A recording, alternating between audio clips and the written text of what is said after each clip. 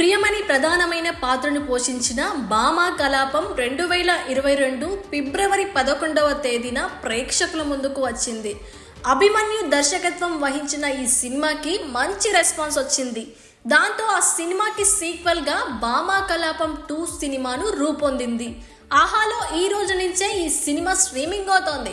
ఈ సినిమా విషయానికి వస్తే భామా కలాపం 2లో అనుపమ ఓ వ్యక్తి చేసే బ్లాక్ మెయిల్ కి భయపడి ఆ వ్యక్తి చెప్పిన దొంగతనం చేయడానికి అంగీకరించడం, అందుకోసం యాక్షన్ ప్లాన్ లోకి ఆమె దిగిపోవడం ప్రధానమైన కథాంశంగా కనిపిస్తోంది.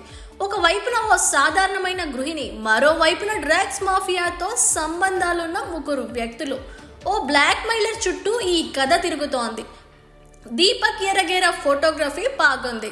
అలాగే ప్రశాంత్ విహారీ నేపథ్య సంగీతం సన్నివేశాలకు తగ్గట్టుగానే సాగుతోంది.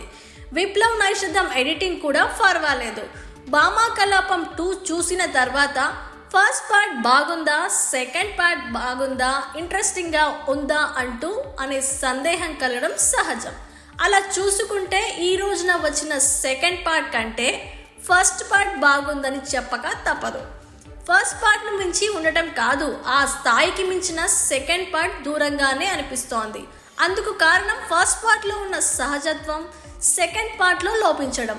ఈ సినిమాని ఫస్ట్ పార్ట్కు మించి చూపించాలనే ఉద్దేశంతో అన్ని విషయాల్లో డోస్ పెంచేశారు. ఫస్ట్ పార్ట్లో అనుపమ ఒక సాధారణ గృహిణిగా ఫ్యామిలీ ఆడియన్స్కి కనెక్ట్ అయింది. సెకండ్ పార్ట్లో ఆమె పాత్ర సాధారణ మహిళల స్థాయిని దాటుకొని ముందుకు వెళ్ళిందనే అనాలి. ఆ పాత్ర లైఫ్ స్టైల్ ఏకంగా మాఫియా గ్యాంగ్స్తోనే తలపడడం వంటివి కారణాలతో పాటు ఫస్ట్ పార్ట్లో ఉన్న సున్నితమైన కామెడీ కూడా ఇందులో మిస్ అయిందనే చెప్పాలి.